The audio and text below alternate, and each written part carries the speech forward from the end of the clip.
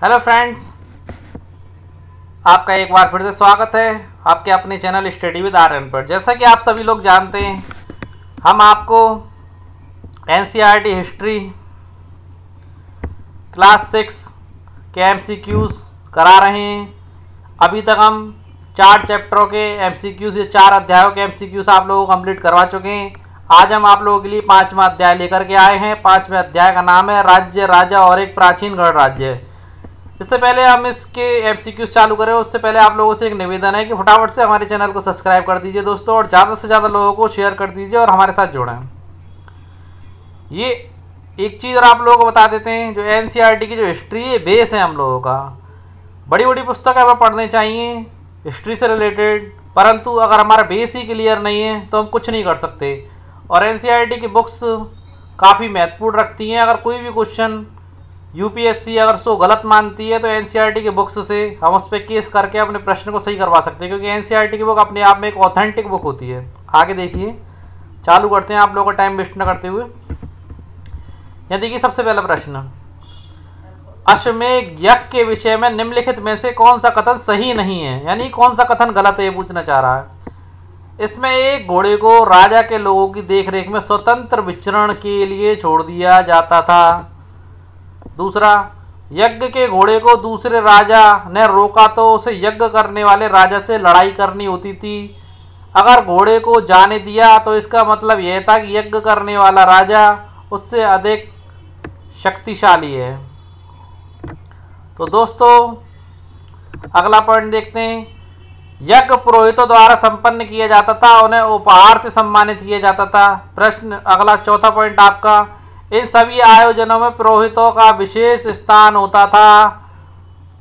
उसे सिंहासन या बाघ की खाल के एक विशेष आसन पर बिठाया जाता था। तो दोस्तों पहला पॉइंट ही आप लोग दोबारा से देखिए, इसमें घोड़े को राजा के लोगों की देखरेख में स्वतंत्र विचरण के लिए छोड़ दिया जाता था। आपका ये पॉइंट बिल्कुल सही है।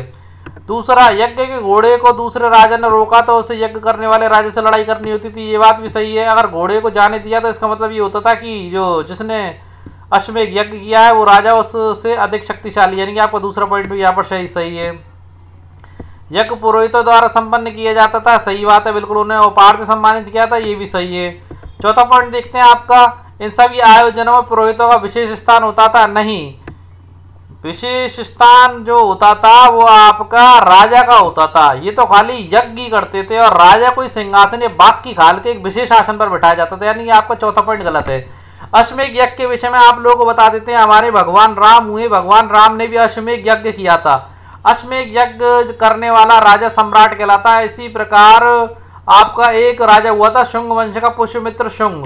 पुष्यमित्र शुंग ने भी अश्वमेध यज्ञ किया था। जब यवन विजेता यानी कि यवन लोग भारत पर आक्रमण करने के लिए आ रहे थे तो उस टाइम पे पुष्यमित्र शुंग ने भी अश्वमेध यज्ञ किया था। अश्वमेध यज्ञ का उल्लेख हमारे भारत में काफी ग्रंथों में मिलता रहा। अश्वमेध यज्ञ में घोड़े को पूजा यानी यज्ञ के बाद छोड़ा जाता था, वो घोड़ा जहाँ से निकलता था वहाँ के राजा उसकी अधीनता स्वीकार कर लेते थे तो ठीक था। अगर वो लोग उसकी अधीनता स्वीकार नहीं करते थे तो उन्हें अश्वमेध यज्ञ करने वाले राजा से युद्ध करना होता था, और युद्ध के बाद ही फिर उन्हें पराजय हाथ लगती थी। दोस्तों अगला प्रश्न देखिए, जन यानी लोगों द्वारा राजा चुनने की प्रक्रिया में आया परिवर्तन कब दिखाई दिया? पहले क्या था, ऋग्वैदिक काल में हम बता चुके हैं, जन यानी कि जनता ही राजा को चुनती थी। अब देखिए, जन यानी लोगों द्वारा राजा चुने जाने की प्रक्रिया में आया परिवर्तन। अब क्या था, टाइम बदल गया, उत्तर वैदिक काल आ गया। उत्तर वैदिक काल में परिवर्तन हुआ तो जन यानी कि जनता, लोगों द्वारा राजा चुनने की प्रक्रिया में भी परिवर्तन आ गया। परिवर्तन कौन से साल में आया ये देखिए, ये परिवर्तन जो आपका आया, ये पहला ऑप्शन लगभग 3000 साल पहले, लगभग 2500 साल पहले, लगभग 1000 साल पहले, लगभग 500 साल पहले। तो आपका जो ऑप्शन पहला यहाँ पर सही है, लगभग 3000 साल पहले ये परिवर्तन आया था, क्योंकि काल बदल चुका था, उत्तर वैदिक काल आ चुका था। समय परिवर्तन के कारण बहुत सारी चीजें बदलती हैं। आगे देखिए, इन दोनों क्वेश्चंस के जो व्याख्या है उस पर हम आप लोगों को प्रकाश डालना चाहते हैं, जिससे आप लोग अच्छे से इन प्रश्नों को समझ सकें। यहाँ देखिए, अध्याय 4 में हमने पढ़ा था कि ऋग्वैदिक काल के राजा जन यानी लोगों द्वारा चुना जाता था ऋग्वैदिक काल में, परंतु करीब 3000 साल पहले राजा बनने की इस प्रक्रिया में कुछ परिवर्तन दिखाई दिए। कितने हजार साल पहले? 3000 साल पहले। इस समय कुछ लोग लोग जो थे बड़े बड़े यज्ञों को कर कर राजा के रूप में प्रतिष्ठित हो गए। ठीक है दोस्तों, कैसे चेंजेस आए, जनता की आवश्यकता ही नहीं रही, बड़े बड़े यज्ञ किए और अपने आप को राजा के रूप में उन लोगों ने प्रतिष्ठित कर दिया पुरोहितों की सहायता से। अगला प्रश्न देखते हैं, उत्तर वैदिक काल में वर्ण व्यवस्था को कितने भागों में विभाजित किया गया है? यानी कि उत्तर वैदिक काल में जो वर्ण व्यवस्था थी यानी कि जातीय सिस्टम था उसे कितने भागों में विभाजित किया गया? उत्तर वैदिक काल में वर्ण व्यवस्था को पहला ऑप्शन 4, दूसरा ऑप्शन 3, तीसरा ऑप्शन 2, चौथा ऑप्शन 1। तो आपको बताते चलें कि उत्तर वैदिक काल में वर्ण व्यवस्था को 4 भागों में विभाजित किया गया है। इसकी जो व्याख्या है या इस पर प्रकाश डालेंगे हम थोड़ी देर में, पहले इन क्वेश्चंस को और देख लेते हैं।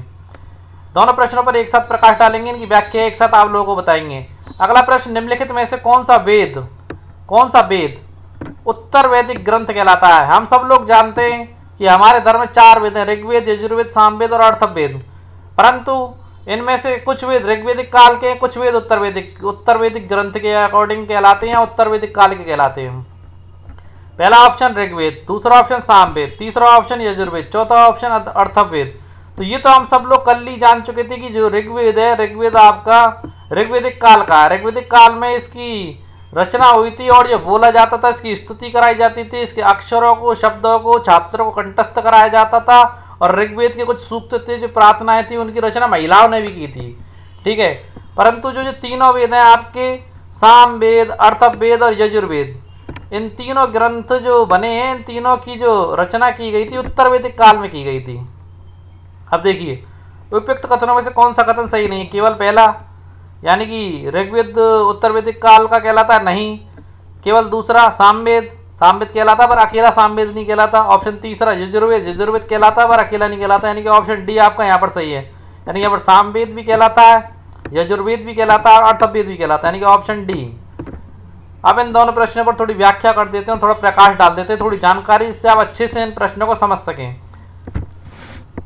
यहाँ देखिए, पुरोहितों ने समाज को 4 वर्णों में विभाजित किया था। पहला वर्ण जो था ब्राह्मण था। इनका काम क्या था? वेदों का अध्ययन करना, अध्यापन करना, यज्ञ करना और उनके लिए, जिसके लिए उन्हें उपहार भी दिए जाते थे। यानी कि क्या काम करते थे? काम इनका क्या था? वेदों का अध्ययन करना, वेदों का अध्ययन करवाना और यज्ञ करना, और जिसके लिए इन्हें लोगों द्वारा या राजा द्वारा इन्हें उपहार भी दिए जाते थे, जिससे इनका घर गृहस्थी चल सके। दूसरा जो वर्ण था वह क्षत्रियों का था, जिससे राजा लोग बना करते थे, जो कि शासक थे। उनका काम युद्ध करना और लोगों की रक्षा करना था। कितने वर्ण हो गए? पहला वर्ण आपका हो गया ब्राह्मण वर्ण, दूसरा वर्ण आपका कौन सा हो गया? क्षत्रिय वर्ण। आपका जो तीसरा वर्ण था वह विश्व या वैश्य, यानी कि जो व्यापार करते थे, वाणिज्य वर्ग था। इसके अंतर्गत कौन होते थे? कृषक होते थे और पशुपालक होते थे और व्यापारी होते थे। ठीक है। चौथा वर्ण आपका शूद्रों का होता था। शूद्र यानी कि जो गरीब लोग होते थे। ठीक है। मनुस्मृति में तो शूद्र को काफ़ी कुछ ऊट पटांग शब्दों का इस्तेमाल किया गया, मगर उन शब्दों का इस्तेमाल हम यहाँ पर नहीं करेंगे।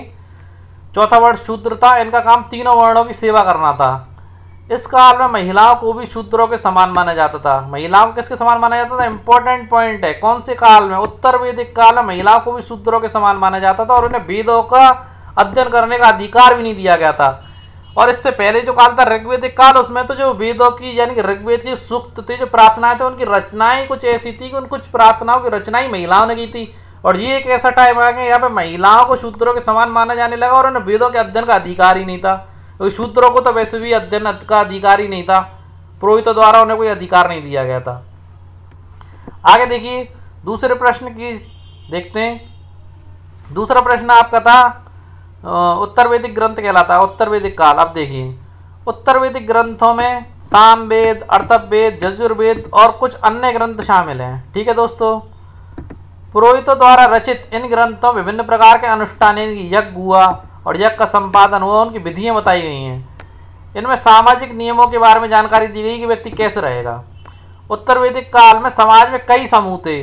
पुरोहित भी होता था उत्तर वैदिक काल में, योद्धा भी होता था, कृषक भी होता था, पशुपालक भी होते थे, व्यापारी भी होते थे, शिल्पकार भी होते थे, श्रमिक भी होते थे, मछली पकड़ने वाले भी होते थे। तो आपको बता दें, पुरोहित जो था आपका वो तो ब्राह्मण वर्ग में आता था, योद्धा जो था आपका क्षत्रिय वर्ग में आता था, कृषक जो था कृषक हुआ, पशुपालक हुआ और जो व्यापारी हुआ ये वर्ग आपका वैश्य वर्ग में आता था।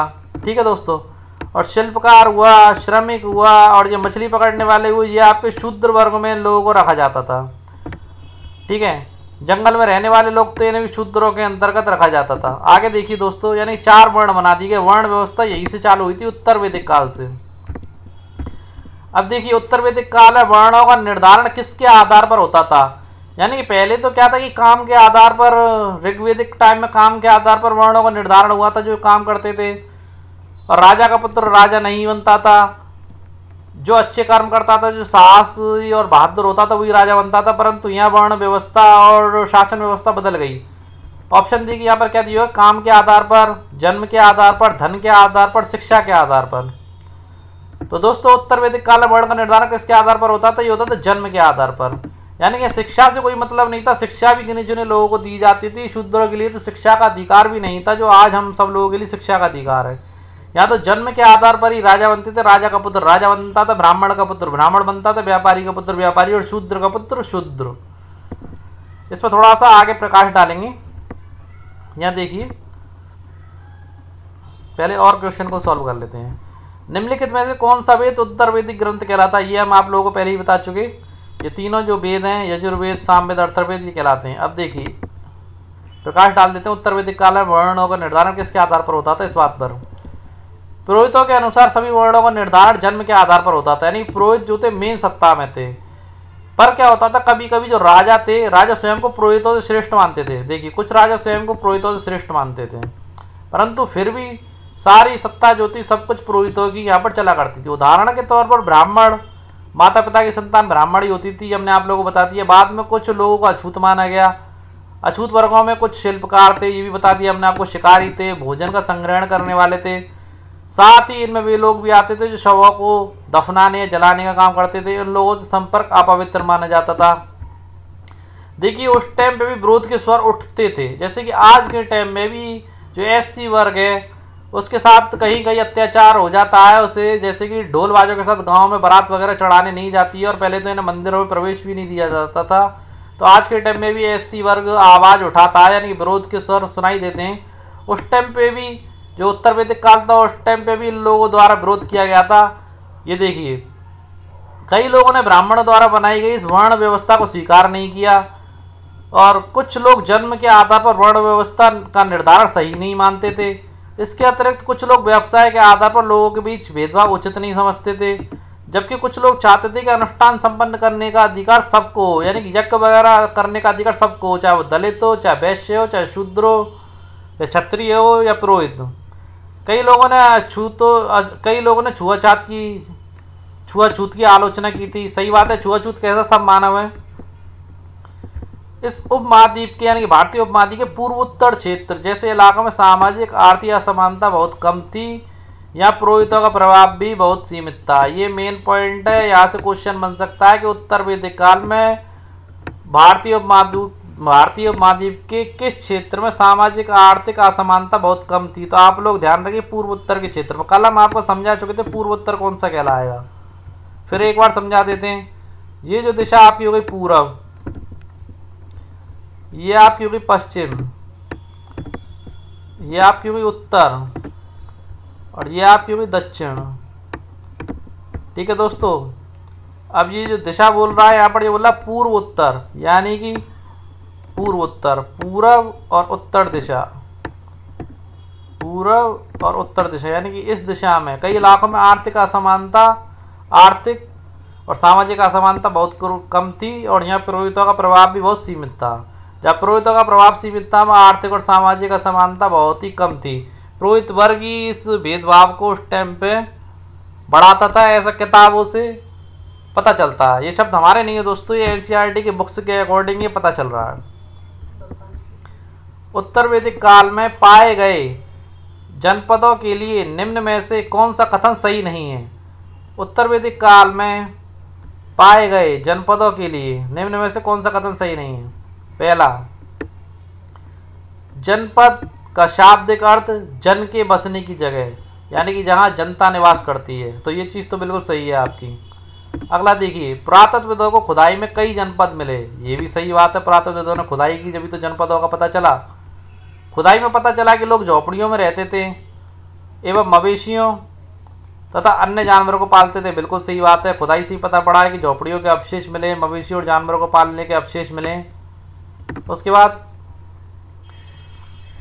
ये लोग चावल, दाल, जौ, सरसों, तिल, गन्ना, धान जैसी फसलें नहीं उगाते थे। ये बात बिल्कुल गलत है, क्योंकि जब आप समझ ही सकते हैं कि ऋग्वैदिक काल में ही इन्होंने मेहरगढ़ के वहाँ पर कपास की खेती कर ली थी, और जौ भी उगाना प्रारंभ कर दिया था, चावल भी उगाना प्रारंभ कर दिया था, गेहूँ उगाना प्रारंभ कर दिया था। उत्तर वैदिक काल में फसलें क्यों नहीं उगाई जाएंगी? यानी कि यहाँ पर फसलें उगाई जाती थी। कौन कौन सी उगाई जाती थी?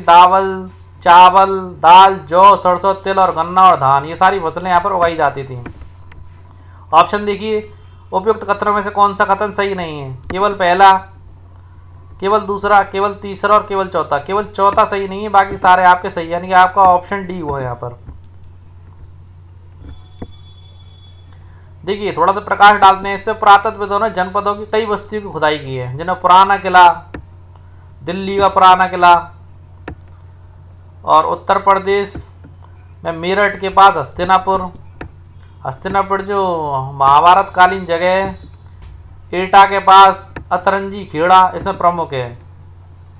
अब देखिए वहाँ से कुछ चीज़ें भी मिली हैं। ये धूसर पात्र है, इस पर कढ़ाई की गई, जैसे कि आपको कढ़ाई इस पर दिख रही होगी कढ़ाई, और ये काफ़ी पतला पात्र है। इसकी जो यहाँ से आप इसकी जो मोटाई देखेंगे, स्ट्रेंथ, वो काफ़ी पतला है, यानी मोटा नहीं है। आज के टाइम में जैसे मोटे मोटे प्लेट्स और कटोरीज बनती है वैसी नहीं, काफ़ी पतला है ये। देखिए इस तरह के पात्र में ज़्यादातर थालियाँ और कटोरियाँ ही मिली हैं। ये पात्र बहुत ही पतली सतह के, सुंदर और चिकने हैं।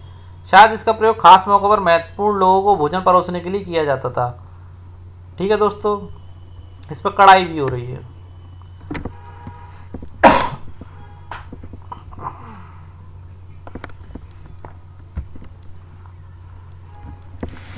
आगे देखिए दोस्तों, यहाँ देखिए, महाजनपदों के विषय में निम्नलिखित कथनों पर विचार कीजिए। महाजनपद, पहले दोस्तों क्या हुआ? जन बने, फिर उसके बाद क्या हुआ? जनपद बने। यानी कि जैसे जैसे डेवलपमेंट होता गया, ग्रोथ होती गई, वैसे वैसे डेवलप्ड होते गए। पहले जन बने, फिर जनपद बने, और जनपदों से जिनका ज़्यादा डेवलप्ड हो गया वो महाजनपद कहलाए। क्या कहलाए? महाजनपद। जिनकी ग्रोथ ज़्यादा अच्छी हो गई वो महाजनपद कहलाए।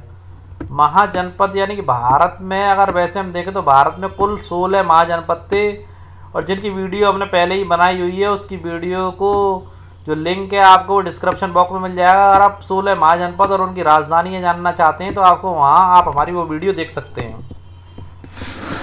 महाजनपदों के विषय में निम्नलिखित कथनों पर विचार कीजिए। करीब 3000 साल पहले कुछ जनपद अत्यधिक महत्वपूर्ण हो गए, जिन्हें महाजनपद कहा जाने लगा। ऑप्शन दूसरा, अधिकतर जनपदों की एक राजधानी होती थी और राजधानियों में किलेबंदी की गई थी। ऑप्शन तीसरा, इनमें स्थायी सेना थी जिन्हें वेतन देकर पूरे साल रखा जाता था। वेतन के रूप में आहत सिक्के दिए जाते थे। आहत सिक्कों के विषय में दोस्तों आगे आने वाले चैप्टर में पूरा डिस्क्रिप्शन से अध्ययन करेंगे हम। महाजनपदों के राजा कर वसूला करते थे। तो दोस्तों पहला पॉइंट भी देखिए आप। सबसे पहले महाजनपदों के विषय में आपको हम काफ़ी सारी जानकारी देना चाहते हैं। देखिए ऑप्शन देखने से पहले हम एक जानकारी आप लोगों को दे देते हैं कि भारत में 16 महाजनपद थे, और महाजनपदों का निर्माण जो हुआ था मत्स्य सिद्धांत के आधार पर हुआ था, और बहुत सारे धार्मिक ग्रंथ हैं जिनमें 16 महाजनपदों का वर्णन है। अंगुत्तर धर्म निकाय है, बहुत सारे ग्रंथ हैं। और जो सबसे बड़ा जो महाजनपद था वो आपका मगध महाजनपद था, जिसकी एक राजधानी थी, और फिर बाद में उसकी दूसरी राजधानी बना ली गई। और आपके कुछ ऐसे भी महाजनपद थे जिनकी 2-2 राजधानियाँ हुआ करती थी, जैसे पांचाल महाजनपद, इसके अही छत्र और आदि छत्र, उत्तरी पांचाल और दक्षिणी पांचाल इसकी राजधानी थी, और अवंती की भी 2 राजधानी थी। और कौशल महाजनपद था जो रामायणकालीन महाजनपद था, जिसकी आपकी राजधानी श्रावस्ती या आमोहया थी। ऐसे ही करके 16 महाजनपद हैं आपके। अब अपने प्रश्न के ऑप्शन पर आ जाते हैं। यहाँ 3000 साल पहले करीब 3000 साल पहले कुछ जनपद अत्यधिक महत्वपूर्ण हो गए जिन्हें महाजनपद कहा जाने लगा। यह बात सही है, परंतु जो साल बताई गई यहाँ पर वो गलत है, क्योंकि 2500 साल पहले की बात है। 2500 साल पहले कुछ जनपद अत्यधिक महत्वपूर्ण हो गए और जिन्हें महाजनपद कहा जाने लगा। दूसरा, अधिकतर महाजनपदों की राजधानी होती थी, बिल्कुल सही बात है, और राजधानी में किलेबंदी की जाती थी। किलेबंदी कुछ लकड़ी से की जाती थी, कुछ ईंटों से की जाती, पूरी बाड़ेबंदी की जाती थी, जिससे कि बाहरी लोग वहाँ पर आक्रमण न कर सकें, और उनकी सुरक्षा की दृष्टि से महत्वपूर्ण रूप से इन किलेबंदी को तैयार किया जाता था।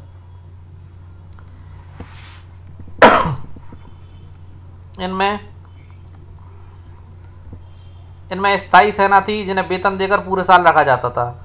वेतन के रूप में हाथ सिक्के दिए जाते थे। दोस्तों देखिए, आपने देखा होगा कि ऋग्वेदिक काल में कोई स्थायी सेना नहीं थी, परंतु यहाँ तक आते आते उत्तर वैदिक काल में आते आते स्थायी सेना बन गई और उन्हें वेतन देकर पूरे साल रखा जाने लगा। वेतन के रूप में हाथ सिक्के दिए जाते थे। ऐसा ही नहीं था कि खाली वेतन के रूप में हाथ सिक्के ही दिए जाते थे, हाथ सिक्के के साथ साथ उन्हें कुछ फसलें भी दी जाती थी, जिससे वो अपना गुजारा भत्ता कर सकें। कुछ सिक्के दिए जाते थे, कुछ फसलें दी जाती थी, इन्हें टुकड़ों में दिया जाता था। टोटली जो था हाथ सिक्के ही नहीं दिए जाते थे। चौथा आपका पॉइंट है, महाजनपदों के राजा कर वसूला करते थे। बिल्कुल दोस्तों, उपहारों से लोगों का काम नहीं चलता था।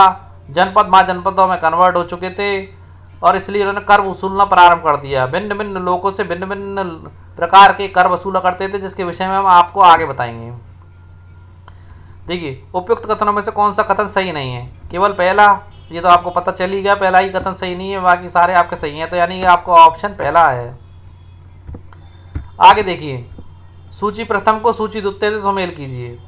यहाँ पर जो उत्तर वैदिक काल में राजाओं द्वारा, शासकों द्वारा जो कर वसूला जाता था, उसका हमने एक चार्ट बना करके क्वेश्चन दिया आपको महत्वपूर्ण। देखिए, कृषकों से क्या कर वसूला जाता था? कारीगरों से, पशुपालकों से, व्यापारियों से और आखेटकों से जो कर वसूले जाते थे, उन करों की इसमें जानकारी दी गई।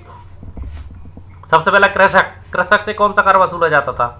कृषक से आपका जो उपज होती थी, उसकी उपज का 1/6 हिस्सा वसूल लिया जाता था कर के रूप में।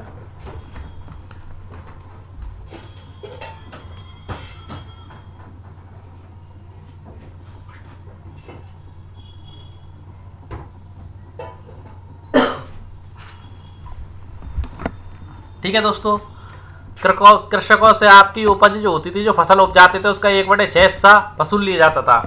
बाकी आपके जो कारीगर वर्ग होता था, कारीगर वर्ग से क्या टैक्स वसूलते थे? टैक्स तो वसूल सकते नहीं थे उनसे। जो श्रमिक वर्ग होता था, कारीगर यानी कि श्रमिक वर्ग, महीने में एक दिन उन्हें राजा के लिए श्रम करना पड़ता था। इसके अंतर्गत सुनार आते थे, लोहार आते थे। ठीक है दोस्तों, सुनारों से भी काम लिया जाता था, लोहारों से भी काम लिया जाता था। राजा उनसे एक दिन का लिए श्रम करवाता था फ्री में, निःशुल्क, ये कर था उनका। और पशुपालक जो पशुपालक करते थे, उनसे क्या कर वसूला जाता था? पशुपालक जो पशुपालक करते थे, उन्हें उत्पाद के रूप में कर वसूला जाता था। जैसे कि उनका दूध हुआ, पशु जानवर हुए, तो उत्पाद जो उत्पन्न करते थे, उसके कर के रूप में वसूला जाता था।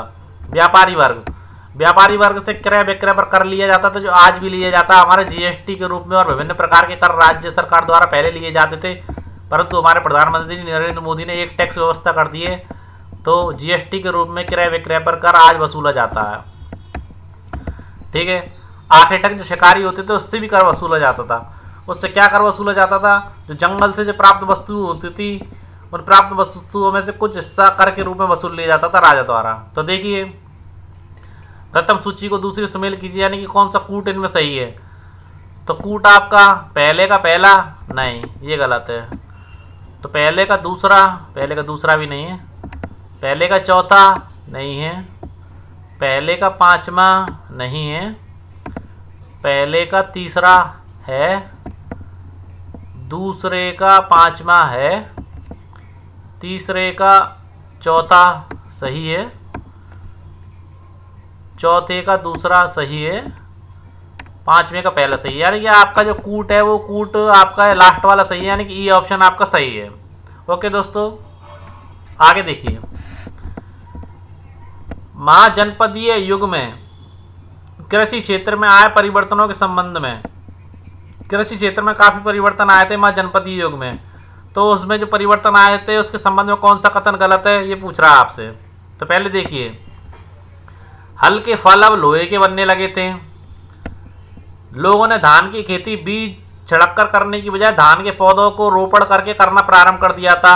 खेती का काम ज्यादातर दास दासी तथा भूमिहीन खेतीहर मजदूर, जिन्हें कम्मकार कहा जाता था, करते थे। अब देखिए, हल्के फल अब लोहे के बनने लगे थे। देखिए दोस्तों, ये पॉइंट बिल्कुल सही है।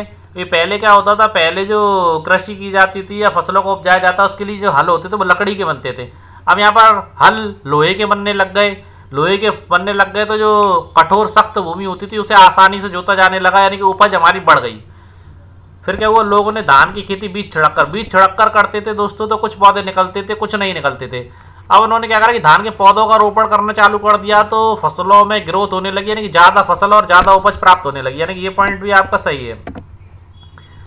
तीसरा पॉइंट, खेती का काम ज्यादातर दास दासी मजदूर, भूमिहीन खेतीहर मजदूर, जिन्हें कम कर कहा जाता था, करते थे।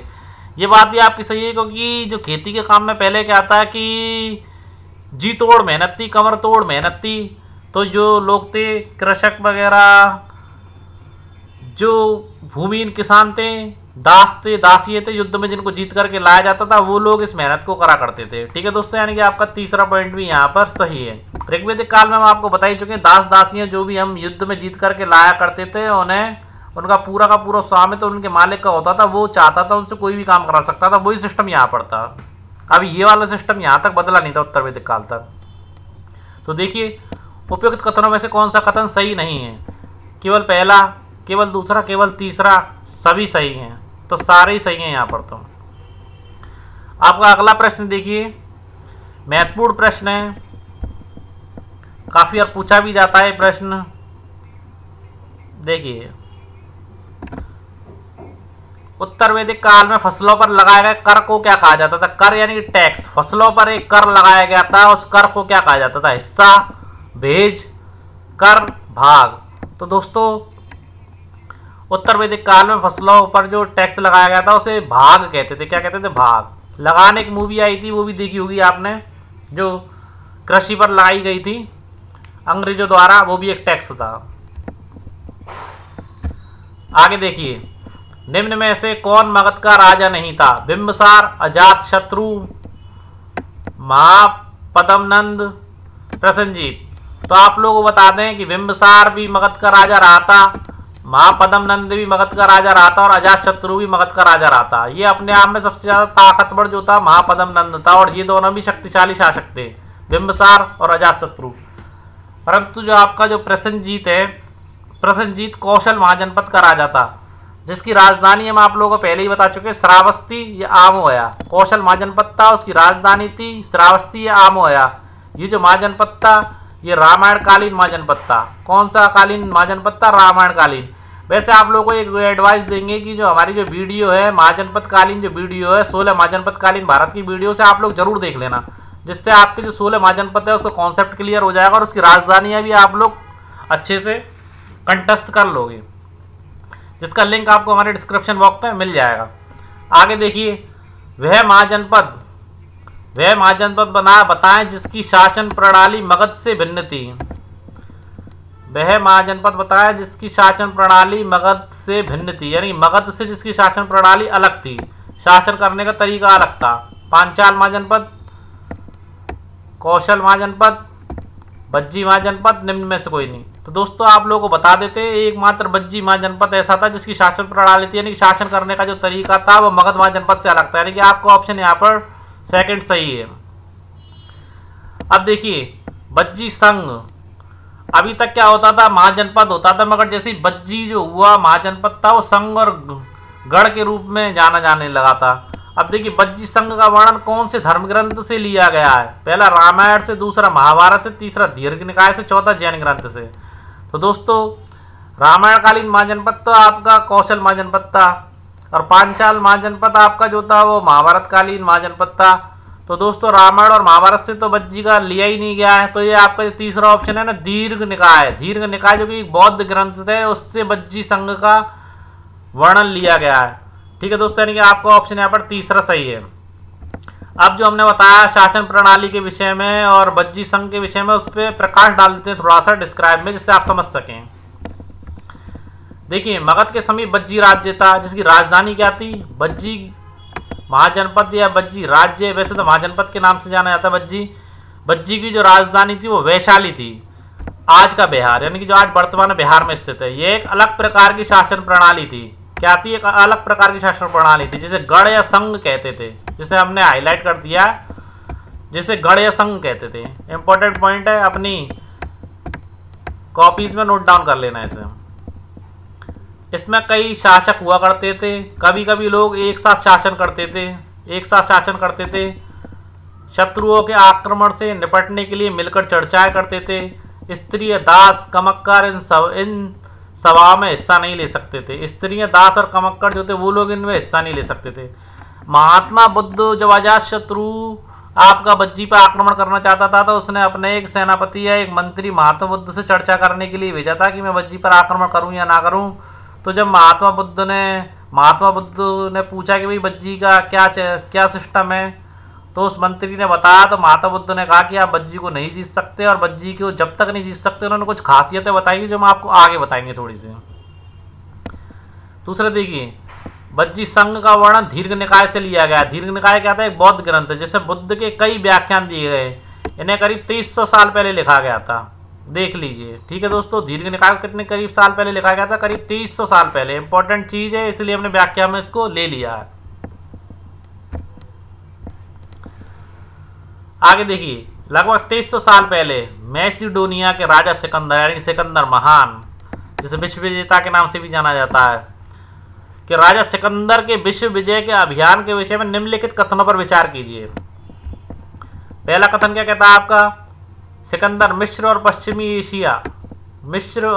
एशिया के कुछ भागों को जीतते हुआ भारतीय उपमहाद्वीप में ब्यास नदी के किनारे तक पहुंच गया था। ये बात बिल्कुल सही है। मिस्र और पश्चिमी एशिया के भागों को जीतता हुआ सिकंदर महान भारतीय उपमहाद्वीप में ब्यास नदी के किनारे तक पहुंच गया था। जब उसने मगध की ओर कूच करना चाहा तो उसके सिपाहियों ने इनकार कर दिया। बिल्कुल सही बात है ये। सिकंदर के सैनिक इस बात से भयभीत थे कि भारत के राजाओं के पास पैदल, रथ और हाथियों की बहुत बड़ी सेना थी। बिल्कुल सही बात है। देखिए दोस्तों, उपयुक्त कथनों में से कौन सा कथन सही है? पहला भी सही है आपका, दूसरा भी सही है, तीसरा भी सही है, यानी कि तीनों सही हैं। अब देखिए, मगध के जो शासक थे उनके पास इतनी बड़ी हाथियों की सेना और रथों की सेना कैसे आ गई? क्योंकि मगध में एक तरफ क्या था? जंगल था, वहां से हाथी थे, हाथियों को पालतू बनाया जाता था और उन्हें अपनी सेना में शामिल किया जाता था। और वहां से लकड़ी भी मिलती थी, लकड़ियों से हथियार बनाए जाते थे, रथ बनाए जाते थे। ठीक है दोस्तों, इसलिए सिकंदर महान कभी भी भारत को नहीं जीत सका था, जिसमें महत्वपूर्ण जो योगदान था हराने का सिकंदर को और उसके सेनापति को, सेल्यूकस को, भारत पर आक्रमण ही नहीं करने दिया सिकंदर को। तो उसमें महत्वपूर्ण योगदान आपका आचार्य चाणक्य का माना जाता है। आगे देखिए, गण और संघ पर विजय प्राप्त करने वाले शासक थे। यानी कि गण और संघ पर महात्मा बुद्ध ने इतनी खासियतें बताई थी कि जब तक ये चलता रहेगा तब तक कोई बज्जी गण और संघ पर विजय प्राप्त नहीं कर सकता। परंतु उसके बाद भी जब ये सब कुछ खत्म हो गया तो गढ़ और संघ पर विजय प्राप्त करी थी। कौन से शासक थे वो? कुषाण शासक थे। दूसरा ऑप्शन गुप्त शासक थे, मौर्य शासक थे, सातवाहन। तो आपको बता दें वो शासक आपके गुप्त शासक थे। ठीक है दोस्तों,